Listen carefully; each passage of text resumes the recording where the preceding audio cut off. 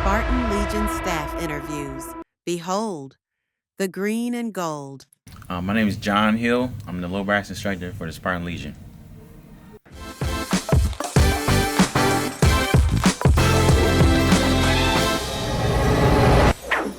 Mr. John Hill, thank you for coming, man. We appreciate your taking a moment to speak with us today. I appreciate it. Want to start off by asking you, where are you from? I'm originally from Detroit, Michigan. Detroit, Michigan. And what high school did you go to there? I graduated from Cass Technical High School. Okay. If I'm not mistaken, Sebring went there, right? Yeah, he did. Okay. Did you know him then? Not a lot. My band director talked a lot about the alumni that graduated from the school, so she mentioned his name a couple times, but as far as personally, no, I didn't really know him. Okay. So, how did you get to Norfolk State? Funny story, actually. After I graduated, I originally wanted to go to Tennessee State. I was pretty much set there because I went to their high school band camp in high school. But senior year, I pretty much it took forever for them to send me my band scholarship and my financial aid. So I was pretty much school searching at the last minute. I was playing with a community band over the summer, and the community band director is Chris Gray at the time. Mind you, Chris Gray is the person who created Be Scared, and I didn't know anything about him or his significance to the university at the time. I was just playing in the band. So he was hearing that I was school searching at the last minute, and he gave me Mr. B and Miss Sanders' contact information, and I sent them my audition tape to them through YouTube, and they ended up giving me a full band scholarship. So that's how I ended up here in Norfolk. Wow. Okay. So you get to Norfolk State. What instrument did you play? Actually, another funny story. When I first got here, I ended up auditioning on euphonium, but first day of band camp, they actually switched me to tuba. So I was pretty much playing tuba my freshman year here throughout the marching band. So how was that as a freshman in a new place, a new state, put on a new instrument? Like, were you scared or not scared, but nervous about, the whole situation? Yeah, I was definitely nervous because one, before I got here, I did a little research like through YouTube, through band clips, and I was really a fan of what I was hearing on YouTube. So I was, under the impression that was pretty much what it was when I got here. But everything was pretty much kind of different, but different in a good way, that everybody took the craft seriously, a marching band. The discipline was on 12,000 that I was used to because my band director in high school was very disciplined. But as far as the whole band being locked in on day one, that was really something that I wasn't used to. And then also when I first got here, I've never visited Norfolk, never visited Virginia. So me showing up to band camp the first day was my first day in Virginia, period. Wow. So everything was new. But it was a good new because I'm a very spontaneous person, and I like spontaneous things. So really just learning everything as things went along, it definitely gave me a really good sense of pride of where I really wanted to be, which was Norfolk State. Okay. And you may have answered already, but what year did you come? I'm rookie class of 2015. Okay. So you march in the band, tuba player. Let me ask you this, because of my ignorance. Maybe someone else may have the same issues as me, but different places I hear tuba, I hear bass horn, and I hear sousaphone. Sousaphone, thank you. Yeah. Is there a difference, or is it just wherever you're from, if that's what you call it? It's pretty much similar. It's just nicknames for the same horn. Usually when you say tuba, it's more of like a concert band setting, but like bass horn, sousaphone, things like that is more like marching band, but it's pretty much the same instrument. Okay. So you are part of the Bodacious Basses, correct? Yes. Bodacious Basses and TNT. That's the euphonium section. Okay. So you dual citizenship. Yeah. Okay. So, in your opinion, when you marched, what was the base culture like? As far as the mentality, I should say, of the bodacious bases. The mentality was we were trying to be better each and every day, while also trying to have fun at the same time. Um, when we were in sectionals, specifically talking from freshman year, what I remember was that we used to always, have a moment in sectionals to where we would just, laugh and enjoy each other's company for the first couple minutes. But then after that, we would get straight to work. And the work aspect was way more important than the having fun aspect, but it was both equally as important because you had to, one, get your work done, and you had to, learn your material and um, vibe with the rest of the section, but you also had to enjoy who you were playing with. And it was kind of a drag if you didn't enjoy what you were doing every single day, specifically in band camp when you were here from like 5, 6 o'clock in the morning all the way through to midnight. So yeah. Okay, so you go from bodacious bases to being Mr. Spartan. No, I was bodacious my freshman year. My sophomore year, I started off playing tuba, but I'm guessing it wasn't enough people in the euphonium section. So Mr. B ended up switching me to euphonium, and that's how I ended up being TNT. Okay. That was my sophomore year. So was it baritones then or euphoniums? Euphoniums. Okay, so you guys always been on euphoniums? Well, yeah, pretty much.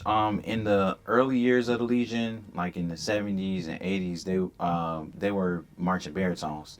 But I'm not exactly sure what year they switched to euphoniums. But for more of the recent years, we've been marching euphoniums.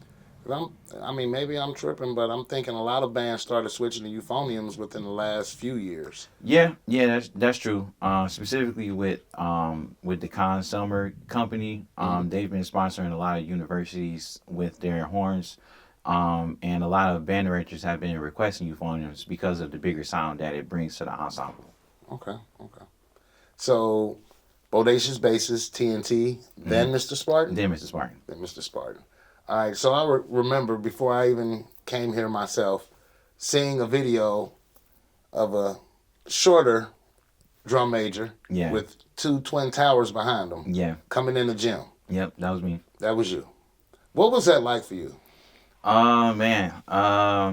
If I had to put a feeling behind it, it was just excitement. Because I was Mr. Spartan for 3 years. And that's something that isn't common, specifically for the Legion in the recent years.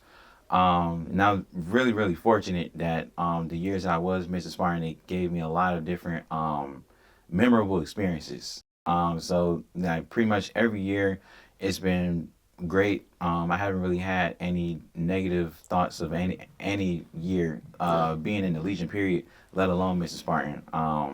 And it just comes from the different platforms that Mr. B and Ms. Sanders have put the band on to reach a certain status that we've been throughout the years. Just like for 2017, my first year as Mr. Spartan was when we went to Queen City. Okay. Then 2018 we did the Justice music video with the European music group. Okay. And then 2019 was when we debuted the Gladiator mask. So every year it was just something to look forward to and something to just hang my hat on. Say that we really did that. That Gladiator mask, that was a viral moment if you ask me. I mean, like even to the day people still see that mask, that picture, that image or video, and be like, "Whoa!" Whose idea was that? It was actually Mr. B's. Me, Josh, and Caleb was just running rehearsal like normally. And I think one day we were getting ready to do field rehearsal, and he called all three of us up to his office for something. He said he had something for us. So we went upstairs. And he just had this gold helmet on his desk, and we were just like, okay. But he said that it was for us to actually try it on and see, because he had a vision that he wanted us to wear it for the season, but it was kind of like a prototype. But when we first put it on, we were just sold, and we were just locked in from that point. Then he ended up getting two more, and the rest was just history after that. Wow. Okay. Okay. So you graduate Norfolk State. Yes. If I'm not mistaken, you're a band director now. Yes. High school band director. Yes, For I what am. school? Band director for Lake Taylor High School. Okay. Okay. So how do you find time to balance between being a band director at Lake Taylor as well as lower brass coordinator for the Spartan Legion? It takes a lot. I'm not gonna lie. Being a high school band teacher, it is very overstimulating at times. It can take a lot out of you throughout the day, but you just gotta figure out how to bring the motivation back and just keep going. One thing that we learned in the Legion is enthusiasm, and despite how tired we get, despite how long our days may be, we can still find a little bit of enthusiasm to get us through the day, and that's definitely what I've been doing. It's a lot of long days.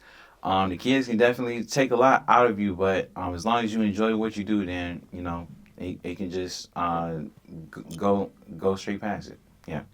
Okay. As a high school band director, has Mr. Bethea or Miss Sanders influenced you, being that they were your directors?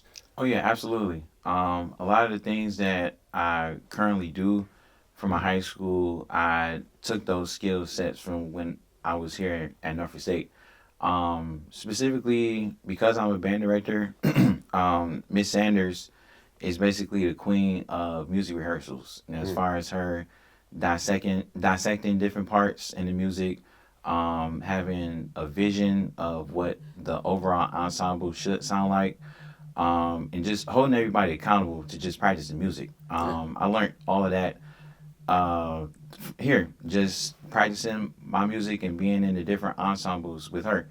And then also with Mr. B, as far as just having an overall vision for the program as a whole, that's truly what it takes as a high school band director too, because you're doing a lot throughout the day. You're doing music, you're being, you have a hat of everything. You're a pastor, life coach, a mentor, a teacher, a doctor, a relationship expert. You doing some of everything, and people don't really realize how many hats Mr. B wears while being the band director here, and just realizing all of the stuff that he does here, it can translate to a high school level. Maybe not super broad like how he's doing on a youth varsity level, but a lot of the skill sets that he's doing here, it definitely translates to the things that I do at my high school. Okay. So, of course, the vision and direction comes from Mr. B, but as a lower brass coordinator, what influences do you think you have had? Yeah, I definitely say that I've helped with shaping the sound of the low brass sections, making sure that articulations are clean, that everybody's practicing and playing the music, and just going about the different the overall sound that the band directors want out of the whole ensemble, while trying to push for that aggressive sound that what makes the Legion the Legion. Uh-huh.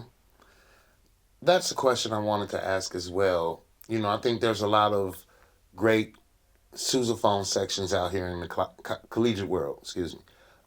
What sets the Legion apart when it comes to the sousaphones, the tubas, the basses? I'd probably say just the overall full sound, because a lot of tuba sections in different collegiate bands, not throwing any shade, but they tend to overplay, and specifically in the upper register of the horn, when the tuba is really meant to create a foundational sound in the lower register of the sound of the horn. And I got to give the kudos to a lot of the arrangers that we have here for putting out that kind of music to not only showcase the talent of the section, but to basically keep the tradition of that low sound going throughout the band. Because there's nothing wrong with playing in the upper register of the tuba, but it gets to a point where it becomes a little much, and that foundational sound adds to the harmonic series, which creates a lot more sound throughout the band as a whole. Okay. This is my attempt to sound like I know what I'm talking about. How do you approach tone development and consistency across trombones, euphoniums, and tubas? That's a good question. One thing that I like to implement, not only at my high school but here, is long tones and lip slurs. Long tones is basically when you hold a pitch and play it for a long period of time. That just increases your muscles in your face, and Mm-hmm. then lip slurs, it basically helps with the range of notes that you can play, which will also help with your tone development on your instrument. If you or if anyone does long tones and lip slurs pretty much every day and include that into their warm up sequence, they can definitely improve their tone by a lot. Okay. What strategies do you use to motivate lower brass players who may feel overlooked compared to higher brass or woodwinds? Um, I guess more or less in the Legion, a lot of times the Legion is known for the trumpets. mhm. So, how do you work with that? Well, really just having a conversation with them, just asking them how they feel about the music that they're playing, but also give them motivation that everything that people hear isn't necessarily always true. Hmm. For example, if one band is known for a certain section being the staple of the band, quote unquote. They also have other people that helps with the overall sound of the band. Just like a recipe for a cook, even though a steak might be the main course, there's also the mashed potatoes. It might be Yeah. the roll or the mixed vegetables. All of these things play a part in the actual dish, even though one ingredient may be the spotlight. Hmm. Because I don't like to eat just meat. When I eat my dinner, I like to eat meat as well as vegetables and starches, maybe a dessert on the side. Right. So just things like that. Yeah. Okay. Okay. What is the biggest challenge you faced as a lower brass coordinator, and how did you overcome it? Um, I want to say just time management. I'm a high school band director, so I'm at my high school the majority of the day, and at the top of practice here in the Legion, they usually have either music rehearsal or sectionals, or some of both. And not a lot of times I tend to miss it because I'm doing my own rehearsals at my high school. Hmm. But when I do get here, I tend to at least check in with the sections to make sure that they don't have any questions. And if they do have any questions, I'm sure to at least answer them and try to have some kind of sectional with them to at least spot check the songs that we're going through the book, just to make it seem like I'm actually doing my job. Because a lot of people, they may have jobs throughout the day where they can get off at like 2, 3 o'clock. I'm not necessarily as fortunate, but with time management and proper communication throughout the sections, we tend to be on the same page. Yeah. Okay. What would you like your legacy to be here at the Legion when you decide you're no longer doing music?